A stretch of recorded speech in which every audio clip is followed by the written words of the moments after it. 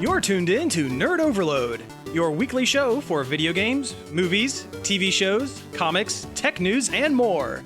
Now your hosts, Cody Pennick, Samantha Cross, Sam Dunham, and Josh Harrison. Hey everyone, welcome to Nerd Overload, your favorite pop and geek culture show that thinks two's company and three's a podcast.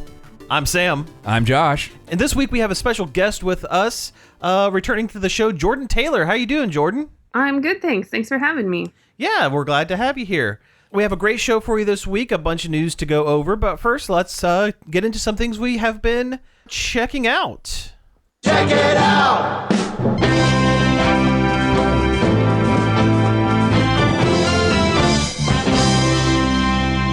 This one's for you, Mark! Okay. Got it. Yeah. I mean, we were talking before the show about Professor X and his screaming.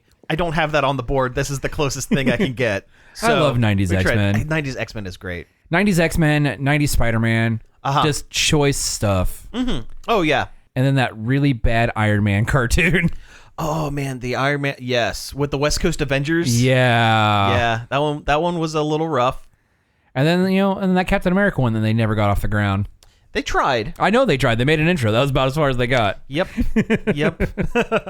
All right, so yeah, some things we have been doing this week. Jordan, why don't you start off, since you're the guest? What are some of the cool stuff that you have been kind of checking out in the last, since the last time you've been here, but the last couple weeks or so? It's been 300 years. No, I finished watching the entirety of Brooklyn Nine-Nine the other day.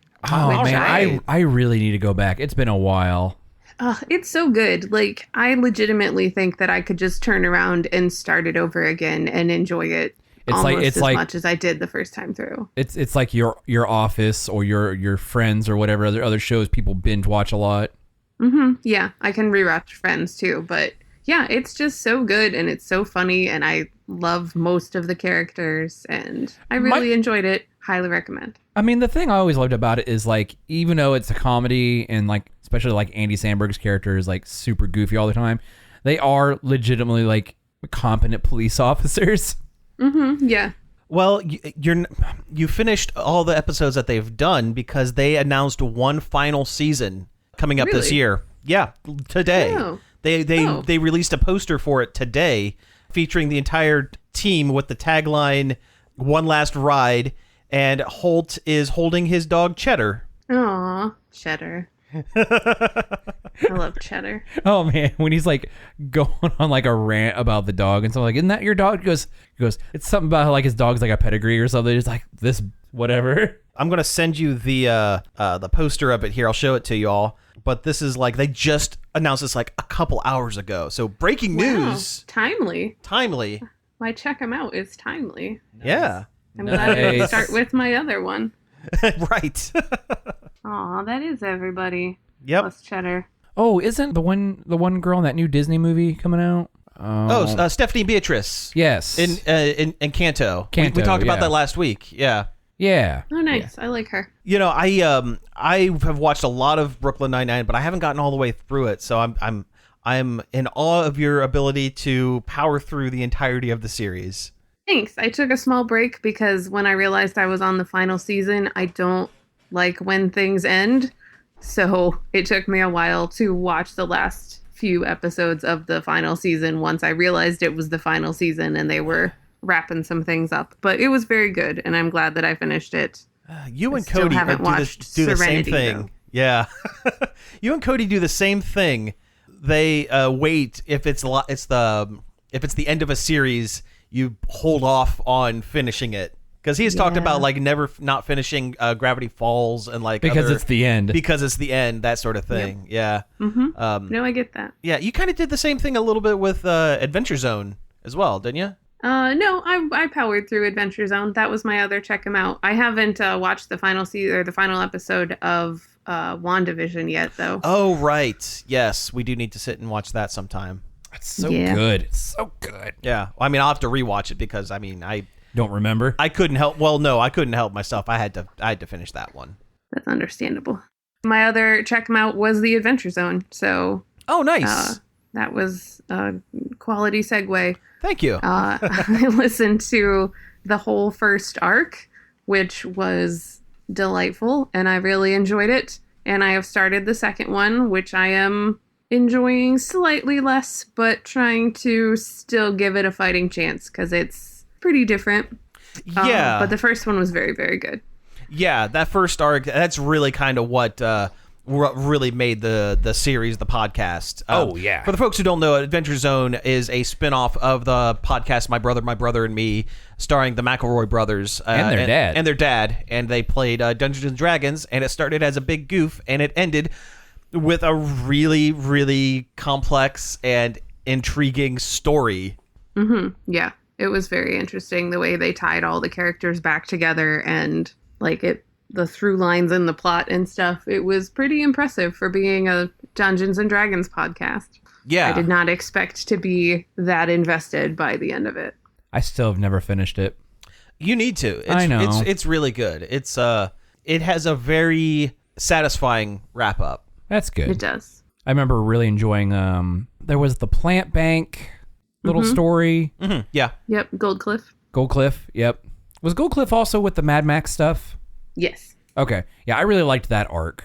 That was good. With the, what was it? What was that thief called? The Raven or whatever? Yeah. Yeah, her name was the Raven. Yeah. Yeah. But that was maybe one of my favorite arcs of the series. Yeah. I'll be honest, the show kind of lost me a little bit with that final last couple leading up to the finale. The town with the time travel stuff was interesting, but not like. Oh, I didn't get that far. Okay, yeah. There's a time travel. There's a section that had time travel in it, and then there's a section where they go to like a weird circus or a weird like game show circus thing run by liches. Because I remember the Crystal Laboratory, whatever. Yeah. Yeah. I remember that. That one actually just something that Adventure Zone has been doing. They've been putting out graphic novels of each one of the arcs, and they just put out the fourth one. Okay. The Crystal Kingdom. Okay. Okay. It just came in the mail like the other day. Oh, okay. Yeah. Rad. Yeah. Actually, I thought it was funny because I listened to, they have a wrap-up show that's called the Adventure Zone.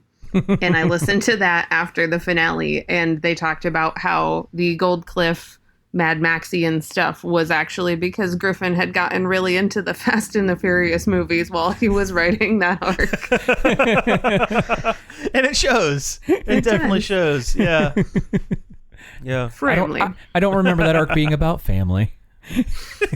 And yet it was, apparently. And yet. Yeah. Well, it had the Gerblins in it. That they're a family, right? Oh yeah, the Gerblins. Yeah. That's true. Here they be Gerblins. Yep. Well, speaking of family, my one major check 'em out this week. I don't know how far we want to go into it because it is a brand new film, but watched Black Widow. I actually went to theaters to see it, and Miss Taylor was with me. That's true. So that is kind of a dual check 'em here, but it's very good. Oh, so good. It's very, very good. I liked it a lot.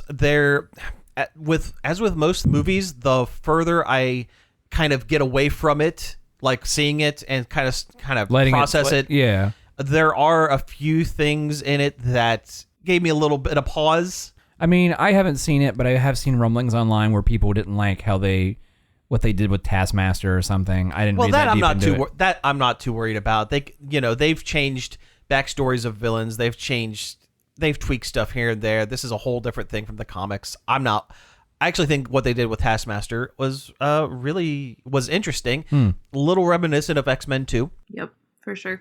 It has been so long since I've watched X-Men 2.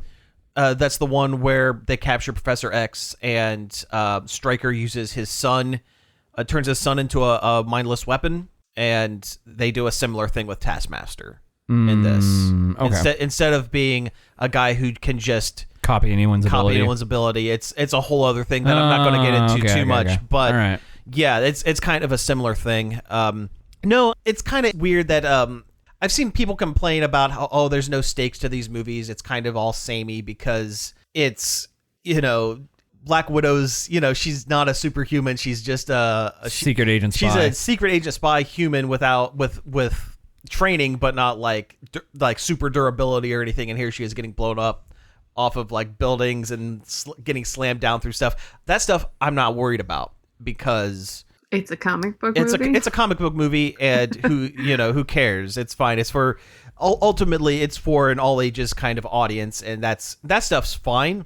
What I have found interesting, and this is something I learned after the fact, apparently this is a practice in a lot of action movies, but this movie in particular, they filmed all of the action scenes with a second unit director before the script was finalized and before the director of the movie was chosen.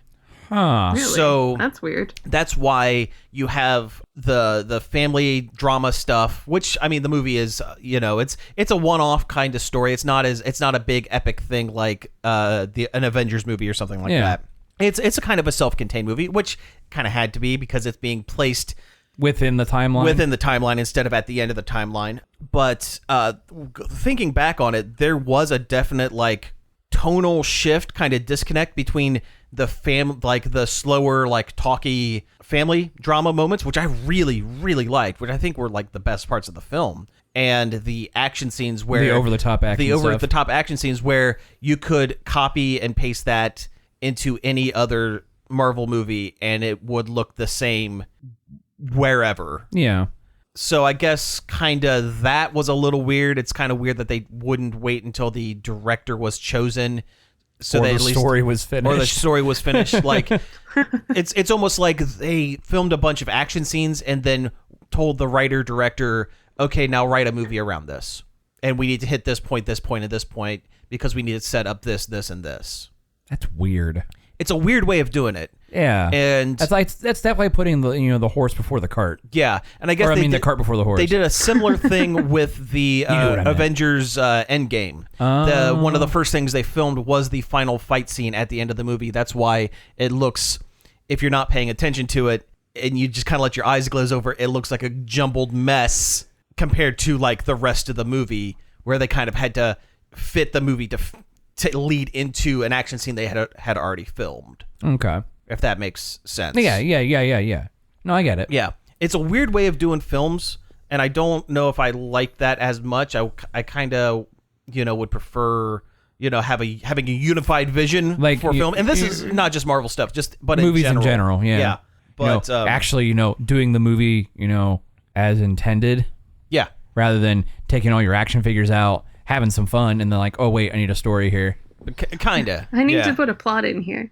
Right. But beyond that, it was, excellent. And I'm sure here in the next couple of weeks, we'll do like a full blown spoiler cast review of it. As an older comic book fan, I'm just excited Red Guardian's in there. Oh yeah. And they did, David Harbour steals the movie. Oh yeah. Between him and Florence Pugh, the new Black Widow. She's going to be the new Black Widow. They both absolutely steal the film. Do they make any other references to like the Winter Guard or the Soviet super program or anything like that? Not so much. It kind of got rolled into the Red Room. Okay. It was almost like it was alluded to, but not outwardly stated. And I could be wrong. Jordan, correct me if I'm wrong.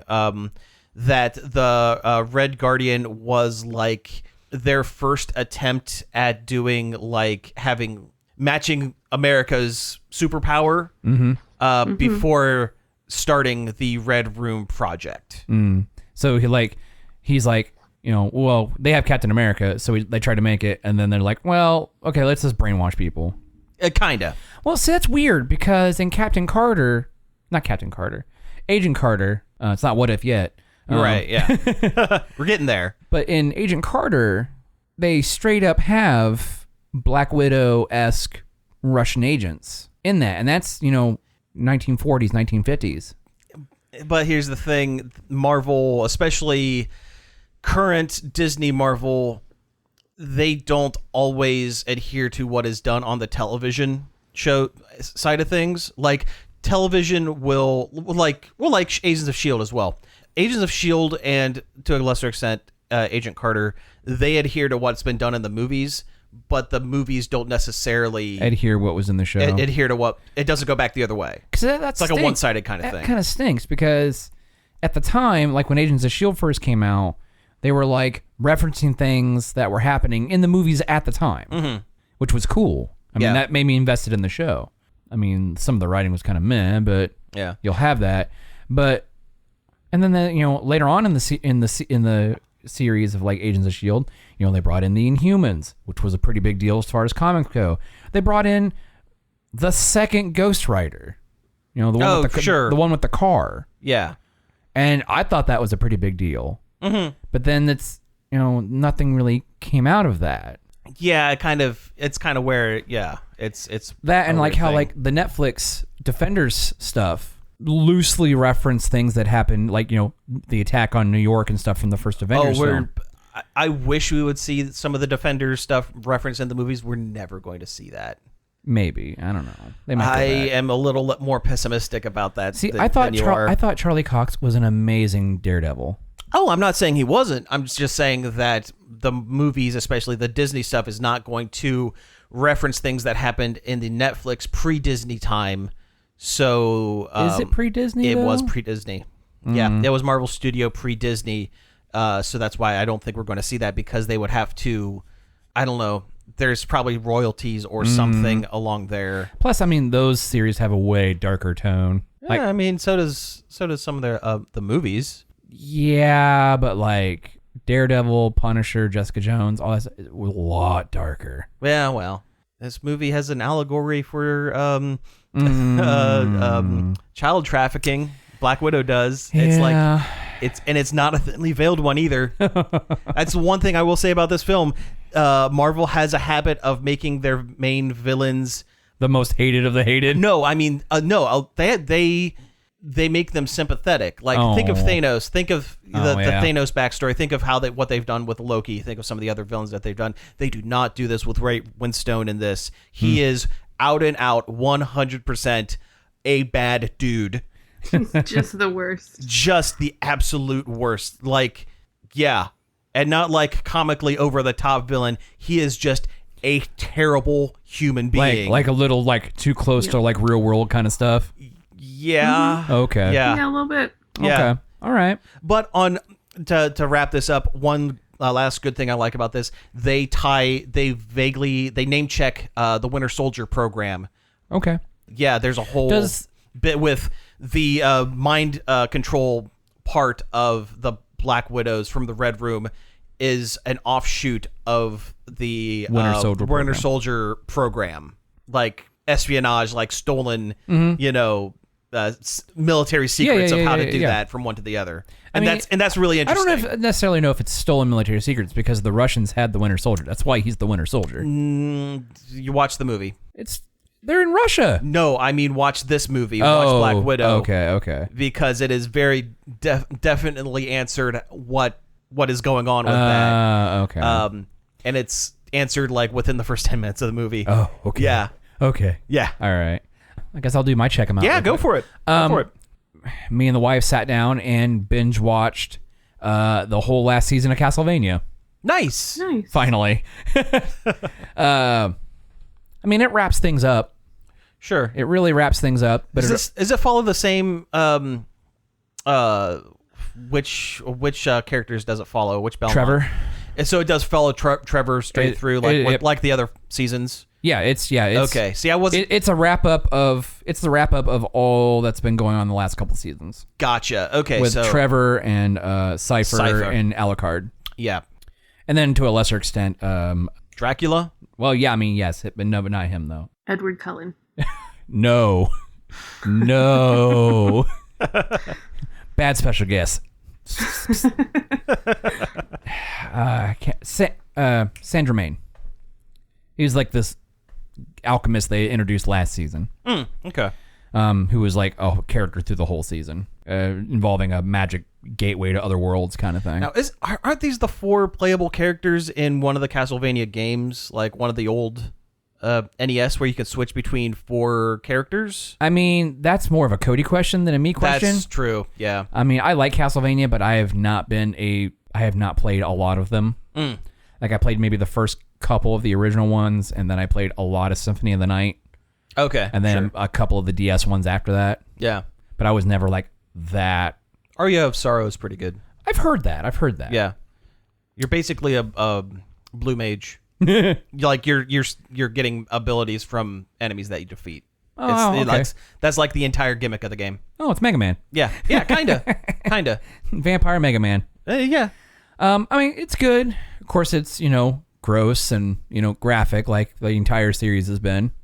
Which will be really weird watching He-Man when that drops, because it's drawn by the same studio. Oh, sure, yeah. I watched the first season of Castlevania when it was released, and I liked it fine, but there was something that I didn't quite... I couldn't put my finger on it at first, and I was like, something doesn't feel 100% right about this. And I looked it up, and apparently the production company is run by that guy who did the Power Slash Rangers live-action short, where it's super gritty and what was his name? Everyone's dead. Adi Shankar? Adi Shankar. Adi Yeah, that's the Shankar, guy. that's what it is, Yeah. yeah. It's like, oh, everyone's dead, and like This one ranger's a traitor. Rocky went evil because everyone made fun of him, and like Bulk and Skull are drug dealers, and like all this other crap. It was over the top, gross. Oh, it had stuff. It also had What's her name from Battlestar Galactica as Katie Sackhoff. Katie Sackhoff as Catherine Sutherland.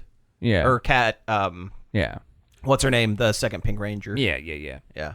So like the over the top, almost looping back, like serious to the point of looping back around to being juvenile kind of sheen over it. I don't know. That first season of Castlevania had a little bit of that. I mean, yes and no. I mean, I thought some of the stuff was pretty witty. Yeah. Especially when Trevor first meets Alucard and they kind of duke it out. Oh, sure, because they hate each other. Oh, yeah. Yeah. I mean, and that kind of like it travels through the whole thing, and like also Alucard, Dracula's son. I don't want people to know I'm Dracula's son. Wait, let me name myself Dracula backwards. He may as well name himself Dr. Acula. I mean, they also they do reference his actual name a couple of times. Yeah. Like in the last season, who, Dracula, Vlad Tepes? Well, Adrian Tempest. It is Tepes, yeah. Alucard's, birth name. Yeah.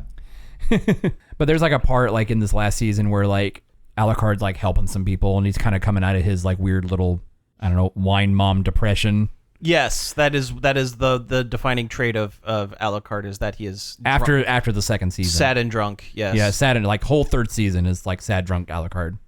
Dracula man. Yeah. Is his dad both Dracula and a celebrity chef? I mean, he has a pretty impressive kitchen in the castle. Nice. Which there's a fight scene in the last season in. Oh, nice, nice. Between Alucard and some monsters. There's a part where he's like helping this like village that's like 20 miles away from the castle or whatever, and he's like walking with these people and he's talking and he's like, oh God, I'm becoming Belmont. Oh, yeah. The other thing I kind of wish for that series, I wish they kind of bounced around to different time periods over like the different Belmont. Belmonts. Yeah, because I mean, every game had with few exception, every game had a different person from the Belmont vampire hunter like bloodline, like family line. And I would have loved to have seen a Simon Belmont, like weird caveman vampire hunter With a whip. with a whip, and like Richter. I was like Richter. He was kind of cool. Die, monster! What is a man? Just a miserable pile of secrets.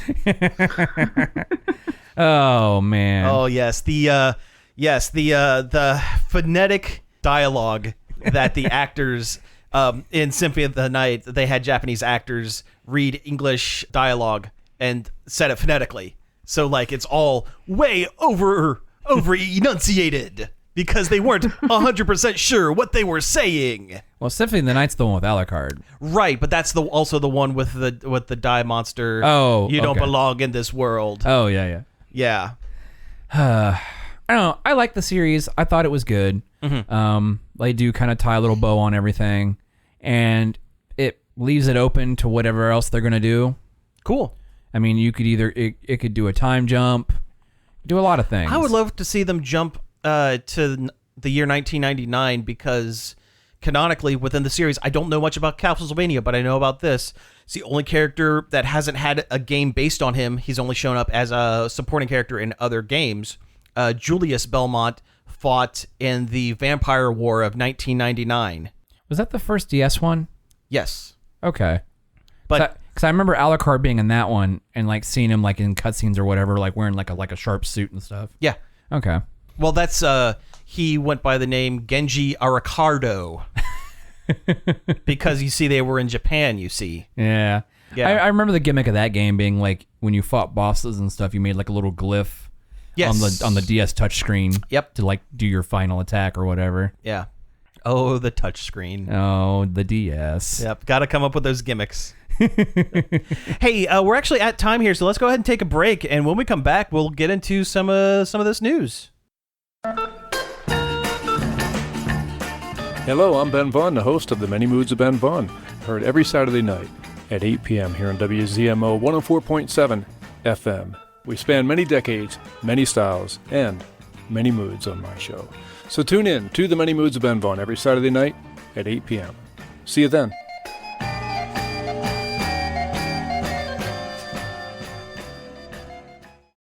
Hello, I'm Greg Dunham, the host of Long Play here on WZMO. I just wanted to take a minute to assure our many fans and listeners that my staff and I take our job seriously here at WZMO. We will always strive to bring only the highest quality audio entertainment to you and yours. Who am I kidding? We just grab whatever album's on top of the stack. Join us every Friday at 11 p.m. and Saturday at 3 p.m. for Long Play. Tune in to see what we've come up with this week. Catch us every weekend right here on WZMO. And we're back. Those were promos for other great shows and entertainment options on WZMO. Here's some news.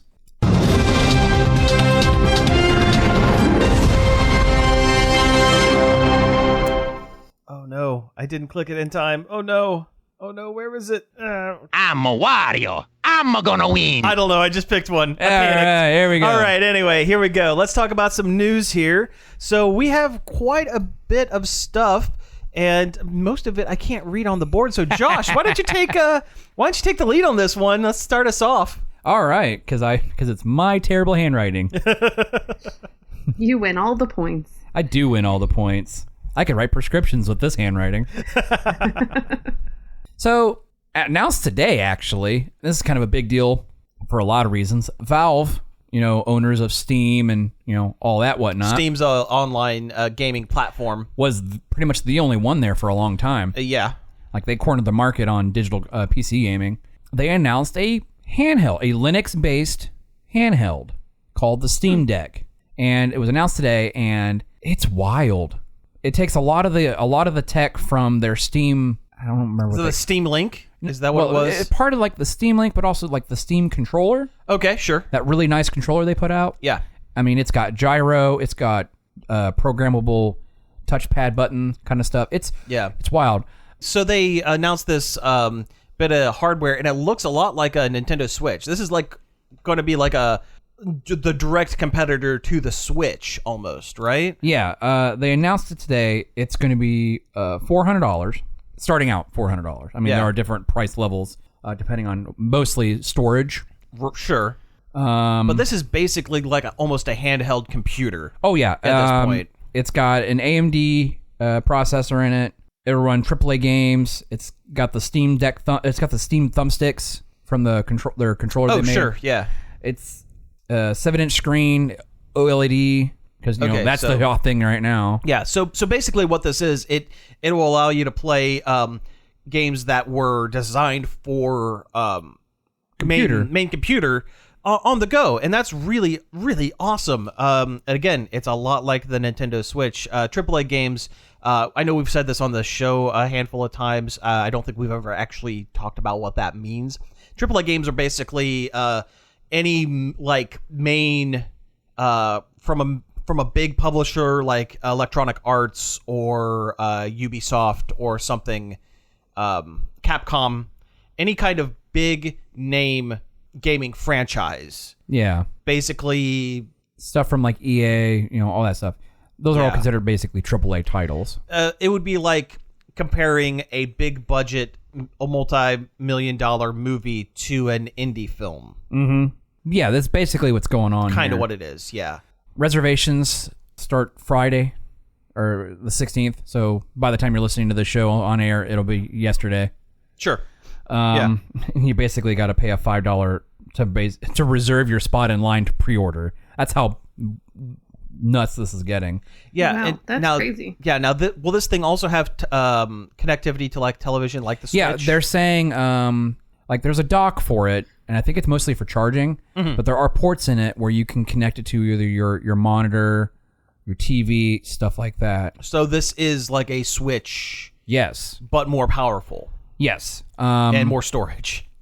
Basically, what I'm hearing from this is that I can play Myst or Cosmic Osmo on a Switch-like device. Yes. Yeah, pretty much. Now, nice. one thing I'm not seeing here is I don't know if it goes off your existing Steam library or if you have to buy games separately for this device.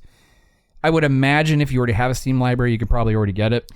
I bet what they'll do is if it were me, my guess is they will probably do something like you have a Steam account, you associate the device to your Steam account, and then it will optimize. Like, it'll play whatever it can, but it will, if developers have made, like, optimized versions for the handheld, it'll download that instead of, like, the main version. Yeah. If that makes sense. Also, it's saying that you can choose your frames per second and stuff. Okay, so like a real... It's like a real console instead of like Switch. you can limit if you limit your games to like 30 frames per second, you'll get about 5 to 6 hours of battery life out of it. Okay, so yeah, that was one of the things I was wondering about, like what kind of memory and what kind of battery life are we looking at with this thing? Because bigger games, a powerful screen, that sort of thing, it's going to drain the juice. So the models that are coming out. There is a $400 model that has 64 gigabytes of internal memory. Okay, it's not bad. That's more than double what the Switch is. Mm-hmm. Without an SD card. Without the SD card, yeah. For $530, you get the 256 gigabyte solid state. Ooh, that'll run really nice. In an exclusive Steam Community Profile bundle. Oh, whoop-dee. Yeah, I don't know what all that means. And then for $650, you get the 512 gigabyte solid state with an anti-glare etched screen. Okay, so, I mean, that's fine. Yeah. Yeah, I mean, I don't know if I would go for all of that, but, like, because I wouldn't want to bring my entire library of games onto this thing. There are some games that I just flat wouldn't want to play mobile, but for the ones that we could, that you would, 256 gig of memory is more than enough. I mean, as far as I would go, probably the best bet period would be the 530 256 solid state. It's a solid state hard drive.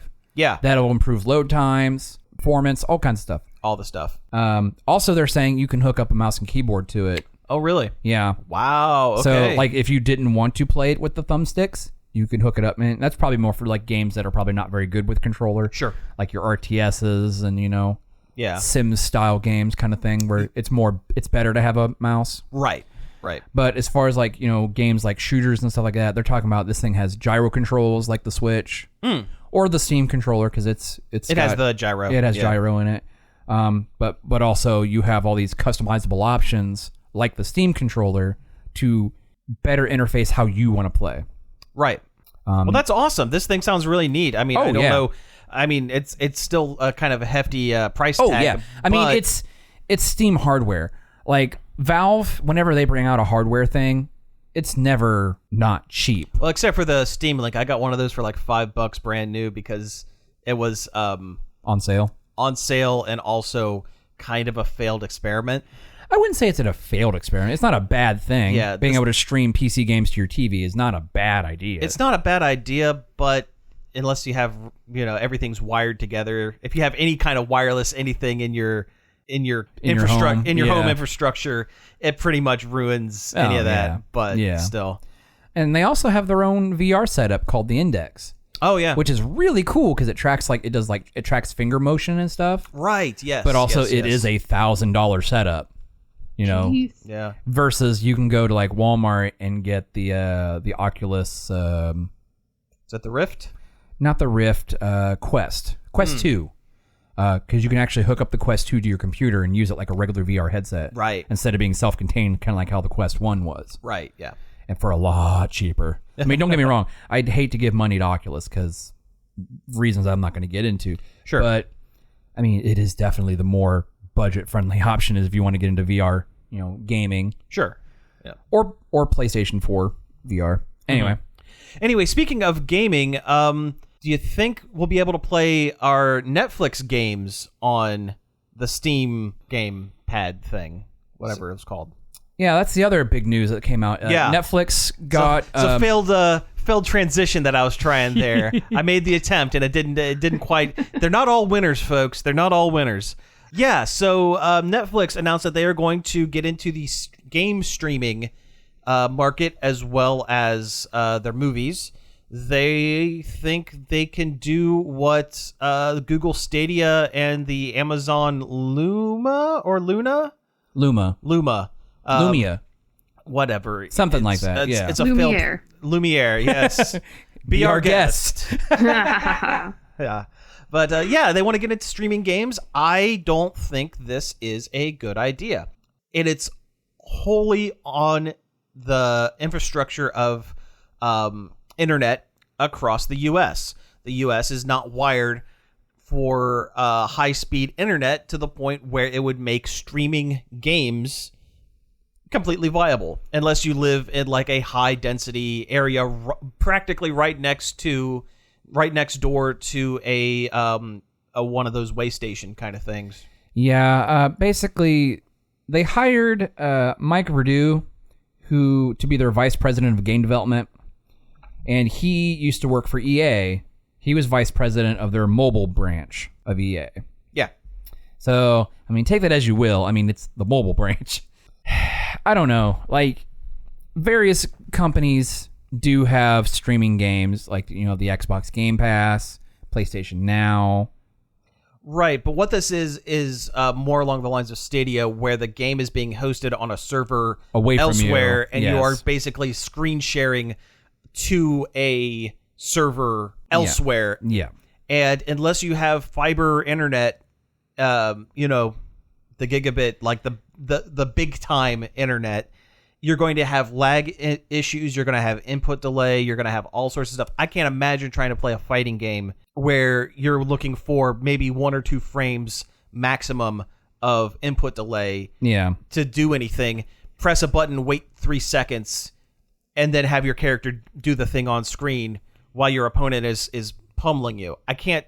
It's not a good idea. We're not there yet. Someplace like Japan, where the country is completely wired for like fiber internet, and they have download speeds and upload speeds that are blazing fast. Great. But over here, we're not there yet. Oh no. There are sections of the U.S. where they can't get even. They're still using dial-up or satellite. Satellite internet is terrible. Yeah, like it's worse than satellite TV. Netflix is usually pretty good about making decisions when it comes to their stuff. I just think this is definitely them jumping the shark. Well, it's not jumping the shark so much as getting ahead of themselves. They're getting ahead of themselves. I think 5 to 10 years, if they were to do this 5 to 10 years from now, we'd be there. It would work, and it would go, and it would be amazing. I would do this I would add to the cost in 5 to 10 years when we all have super, super good internet. Like, I haven't tried stream gaming or oh, it's awful. Well, no, I meant since I've gotten really good internet. Like I had it when I had my higher speed DSL, and if I didn't download the game previously from like PlayStation Now, if I did just the straight stream, there were, frame drops and, some, chugging a little bit. But since I've gotten like my gig high speed internet, I haven't tried it yet. So I don't know. Yeah, it's still like all reports I've seen is that even with higher speed non fiber internet, it is still a crapshoot at best. It's all dependent on the load of the server farms, basically. Like, it's all near impossible to play anything with any kind of precision, unless you're doing something where, like a RPG or something, where it doesn't matter. It doesn't matter if you sit there and wait for 10 seconds to click a button, because you're not, gonna die or teleport around the screen or anything like that. Yeah. I mean, I applaud them for wanting to get, to break out a little bit from their high castle of, It's a good idea.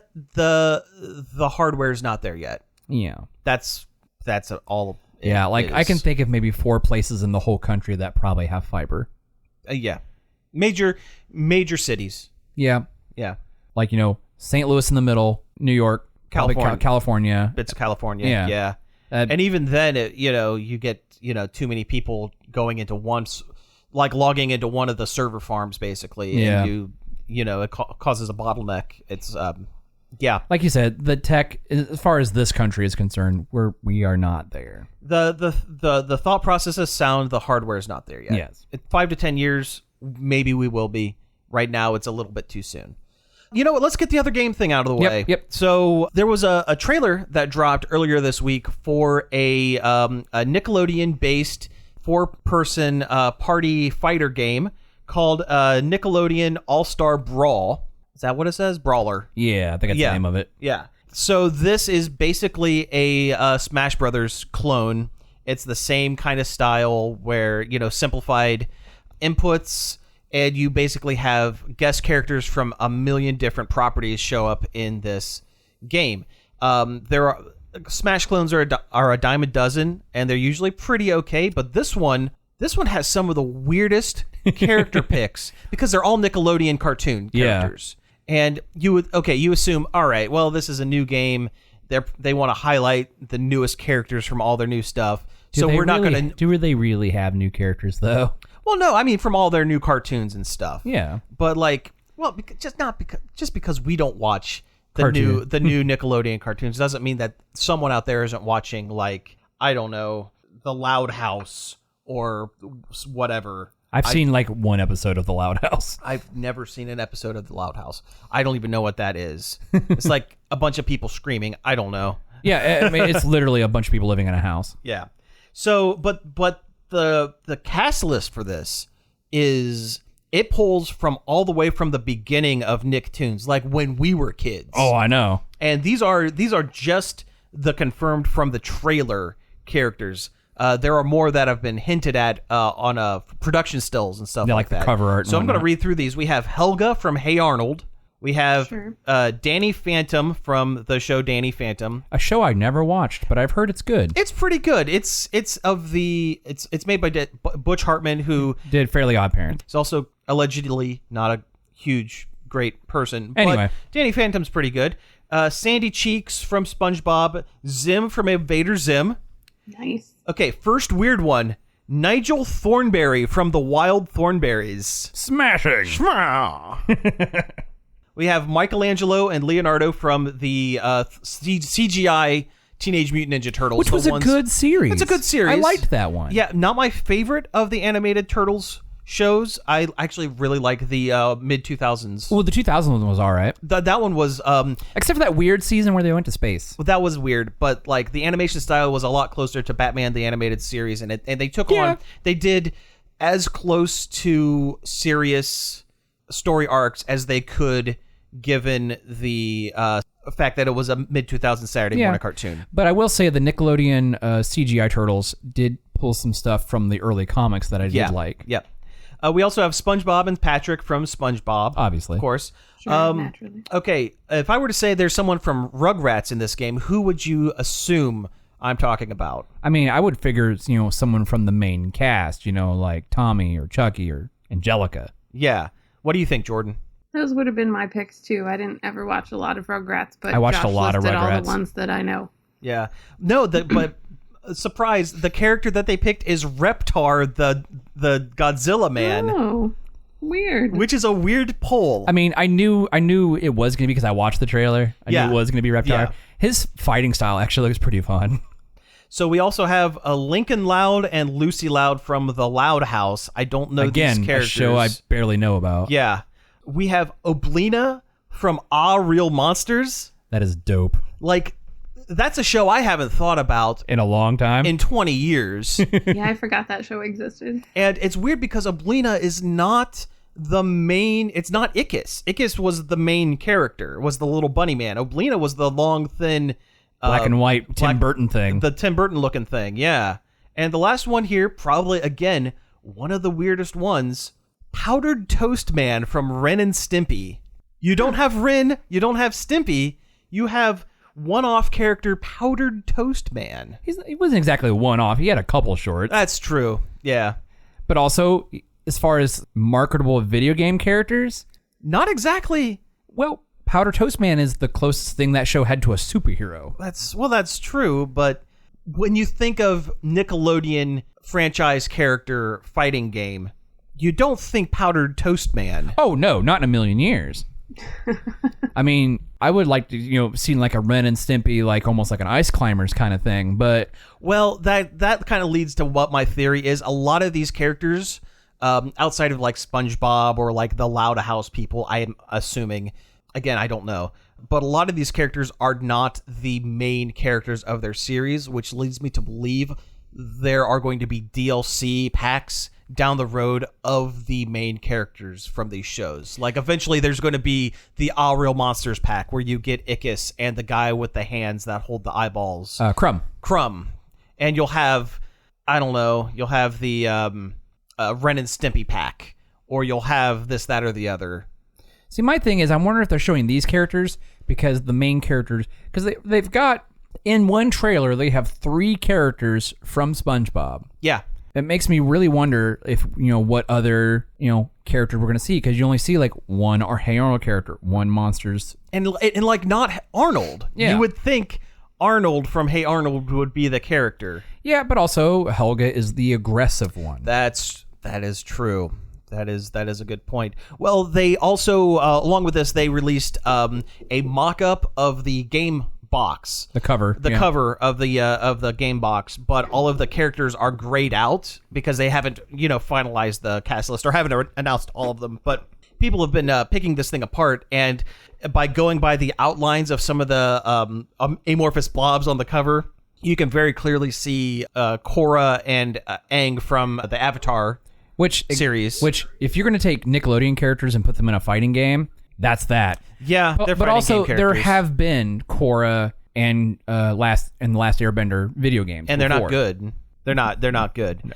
No. You have they're pretty sure that Cat Dog is on the cover. That one is going to be a weird one. Yeah, but also Cat Dog is like kind of the weirdest like one of the weirder shows. I never liked Cat Dog. Me either. I know other people that have. I personally didn't care for it. It didn't grab me. It always felt like Cow and Chicken, but worse. Oh, I hated Cow and Chicken. I could not get behind Cow and Chicken. I hate Cow and Chicken. That was maybe my least enjoyed of the original cartoons from Cartoon Network. Yeah. Back when, Nicktoons and Cartoon were basically competition for each other. Yeah. I mean, I'm not surprised with the amount of SpongeBob characters because SpongeBob is Nickelodeon's flagship character. Yeah. Like, he is Nickelodeon's Mickey Mouse, basically. I would like to see Rocco's Modern Life characters show up. And I'm sure they're going to be there. Yeah.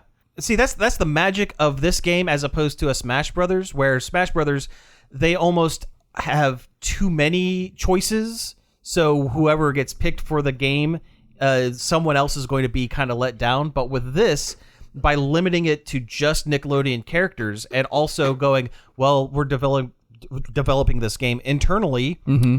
We're Nickelodeon. We don't have to get approval from other companies for our people. We can just put whoever we want in there. But also, Nickelodeon's gaming branch is very hit and miss. This could be good. This could also be bad. It is being produced by an outside company, and they have done a couple of other Smash clones that are really good. And the best part about this, I've talked about this on previous episodes, they have rollback netcode, which is the seamless way to play online fighting games where you don't end up with like stuttering characters and input delays and characters teleporting across rooms and like this is the good stuff. This is the stuff that fighting game championships are made of. It's weird that this game is getting like the good internet connectivity, whereas games like Smash Brothers, Street Fighter V, King of Fighters, they don't have the good stuff. Which is weird, because those are your go-to fighting games. Well, there's a reason for that. Well, yeah. And I mean, the reason for it is they're all developed from Japanese companies. Japanese companies rarely look at their infrastructure at a global level. They go, oh, Japan has high-speed, amazing internet, so we don't have to have the good internet connectivity because our internet will just kind of pick up the slack. But then their games come over to America, and they don't have the good internet, and then you have issues. Yeah. That's what the problem is. Yeah. It's going to be wild, and I think it comes out fairly soon. September or October, something like that. Yeah, it's coming out this year. Yeah. Which is wild. Which leads me to believe they have something good on their hands, because if they were just kind of working on it in secret, not trying to hype it up too much, that means it's not going to try to trade on 6 months of hype. They're like, nope, this is just a good game, and here you go. Mm-hmm. Yeah. So we're almost out of time, but I want to talk about a couple of movie trailers real quick. First up, there was a trailer for Snake Eyes, the G.I. Joe origin film. You know that what? Looks surprisingly good. Yeah, it looks good but dumb. I mean, yes. if you're gonna do a G.I. Joe movie singling out one particular Joe, Snake Eyes is the one to do. Well, sure, because the other ones are just like dudes. Yeah. I mean, you got Snake Eyes, who is a ninja, which is automatically, cool factor. Yeah, do you want Hawk, who is a guy, or Snake Eyes, who is a ninja? Right. Also, Shipwreck has a bird. Ooh. Yeah. A bird that can do a Cobra Commander impersonation. Well, I hope the movie cool. is called Shipwreck Has a Bird. Yes. The origin. Spoilers. Shipwreck has a bird. The origin of Shipwreck's parrot. I mean, as far as like G.I. Joe character, Snake Eyes is the only one that has compelling backstory. Yeah. Storm Shadow being his friend from the same clan, but then the betrayal and Ninja this, clan. that, and the other. Yeah. I mean, but it makes me wonder if they're going to get into the whole thing where Snake Eyes gets his tongue cut out. I don't know. I don't imagine they will do that, because actors typically like to be seen and heard on screen. Yeah, I mean, with few exception. Yeah, I mean, we could get like a what's his name from the Dread movie situation, Carl Urban, where he actually did do the movie with the helmet on the entire time, which is unique. Carl Urban is also a cinema treasure. Yeah, he's a good dude. He really is. Oh yeah. But no, this movie looks really good. It looks cheesy as hell, but it looks really good. It's an action movie. Also, it looks surprisingly pretty. Like the scenery and stuff was all really nice. Mm-hmm. Yeah, the Baroness is in it. Is she? Yeah, I didn't pay attention to that. Well, there's a character with black horn rim glasses and black hair working for Cobra. Does Cobra actually pop up in this movie? They hint at it. Oh, okay. But I have to go back and rewatch this trailer, because I think I kind of just you're gonna have to glazed over it. You're gonna have to. But no, that one is it Lady J, the red hair? Yeah, that's Scarlet, or is that Scarlet? I'm not the biggest. I'm not the most up on G.I. Joe. Admittedly, I think the joke was the fact that Scarlet was the brunette and Lady J was the redhead. That's it. Okay, yeah. Again, G.I. Joe is not exactly my strong suit. I really just know Shipwreck, and I know the Ice Warrior Snow Job because someone was having a good laugh when they created that character. I mostly remember the G.I. Joe movie. Oh yeah, when Duke dies. Well, he didn't die. He's okay. He's still breathing. He's in a coma. Even though you can see Lady Jane's lips go like, Duke is dead. Duke is dead, but they ADR'd it. He's okay. He's in a coma. He just got hit with a rocket, but he's in a coma now. Because that movie came out about the same time as Transformers. The Transformers movie came out, and they killed Optimus Prime in that movie, and it traumatized children. So you can't kill off the main guy. That scene still gets me. Oh yeah, it really does. Yeah, it's so good when all the color drains from Optimus's body, and it just drops the Matrix. Drops the Matrix of leadership. Yeah, it's Plus that fight scene in the beginning of the movie between him and Megatron is so good. It's very good. It's such a good movie. Leonard Nimoy. Surprising? Oh, yeah. As Surprisingly Galvatron? good Galvatron. Yeah. And Orson Welles was Unicron. Yeah, but the last thing Orson Welles ever did was voice a giant Earth-sized Transformer that ate planets. Yeah. I am Unicron. If only Unicron said Rosebud. If he transformed into a giant sled, that would be perfect. The other trailer we have is for Free Guy. This trailer's been out for a little while, but they dropped a new one. Which is the old one, along with Ryan Reynolds dressed as Deadpool doing a reaction video, guest starring Korg from the MCU. The rock guy from the Thor movies. Yeah. Who was voiced by Taika Waititi. Yeah, and it's because they're both in the movie, and they were actually both in Green Lantern as well. Well, who is he in Green Lantern? Taika Waititi was Tom Kalmaku, his assistant at the Air Force. Oh, yeah. Before he got into directing and stuff, he was just bit parts and stuff like that. He was the one guy that knew Hal Jordan's secret identity. Yeah. Okay. Like his sidekick, kind of. Okay. Yeah. Yeah. So they've known each other for a while, but this trailer for Free Guy is technically Deadpool's first introduction into the MCU. Technically, you saw it here first. Yeah. It's a good video. Yeah, it's a very good video. It's a great trail. It's a great video. The trailer for Free Guy looks fine. It looks a little bit like the plot to the Lego Movie. It not just a little bit. It looks a lot of it. I mean, like it's like that one joke meme where it's like, can I copy your homework? Yeah, but don't make it obvious. Kinda. Yeah. It is straight up the Lego Movie with actual people set within a video game instead of Lego pieces. Yeah, just swap out Lego person for video game NPC. Ryan Reynolds. Yes. And that's pretty much change all it is. From Chris Pratt to Ryan Reynolds.